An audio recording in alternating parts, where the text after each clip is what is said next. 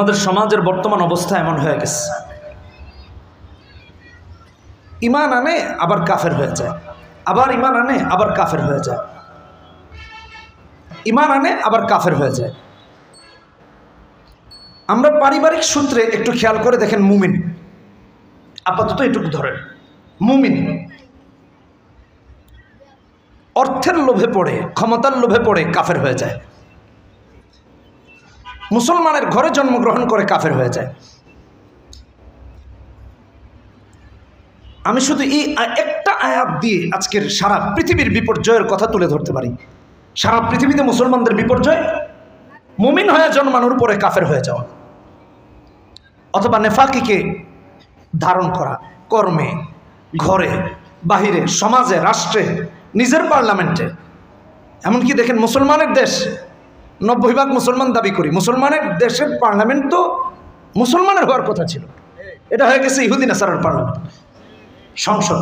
বাস্তবতা বলতেছে সমস্যা, আমানু সুম্মা কাফারু, আমানু সুম্মা কাফারু, ঈমান এনেছে কাফের হয়ে গেছে, অতঃপর কাফের হয়েছে।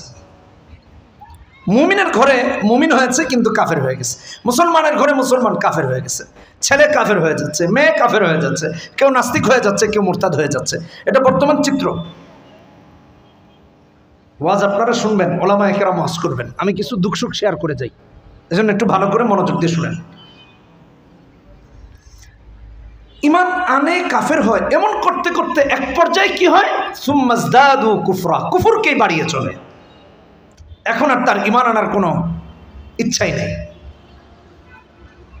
এটা হলো ভয়াবহ, এটা হলো ভয়াবহ।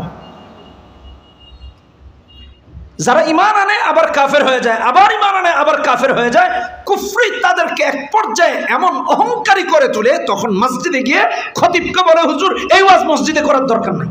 আসলে অহংকার, অহমিকা, বড়ত্ব। আমাদের এলাকায় দেখবেন কিছু কিছু মুসলমানের বাচ্চা, নামদারি মুসলমান কিন্তু কার্যত মুনাফিক, অথবা নাস্তিক্যবাদকে লালন করতেছে, অথবা মুরতাদ হয়ে গেছে, অথবা কাফের হয়ে গেছে। আলেমের সাথে তাদের এসব আচরণ কুফরকে বাড়িয়ে দেওয়ার কারণে।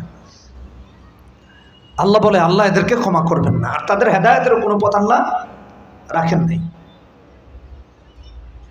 দুনিয়ার এত ভালোবেসে কি হবে, কয়দিন বাঁচবো, তাতেই যদি এত অহংকারী হয়ে উঠি তাহলে কেমনে হবে। আল্লাহ হেদায়েত দান করুন, বলি আমিন।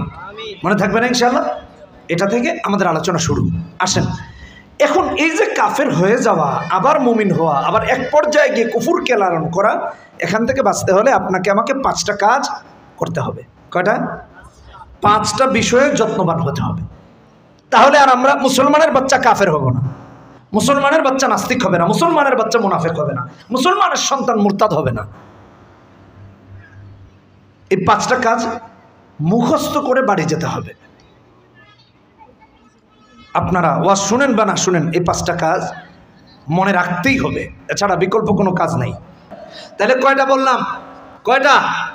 1 নাম্বার কোরআন সুন্নাহ আঁকড়ে ধরা, 2 নাম্বার আল্লাহর কাছে দোয়া করা, 3 নাম্বার হলো কি জুড়ে বলেন, ভুলে গেছে নাকি? সঙ্গী নির্বাচন করা নেককার। 4 নাম্বার হলো কোরআন সুন্নাহ শেখা এবং আমল করা। আর 5 নাম্বার হলো জান মাল দিয়ে আল্লাহ রব্বুল আলামিনের জন্য সব কিছু নিবেদন করে দেয়া। যখন জান লাগবে জান, যখন মাল লাগবে মাল। কে কে রাজি আছে হাত তুলে আল্লাহরে দেখায় দিই, বলি হে আল্লাহ, ওয়াদা করতেছি যতদিন বেঁচে থাকবো কোরআন সুন্নাহ মেনে চলবো। হে আল্লাহ, আমাদের এই ওয়াদা মৃত্যু পর্যন্ত বাস্তবায়ন করার তৌফিক দান করুন। হুজুরে বলি আমিন, আরো জোরে বলি আমিন।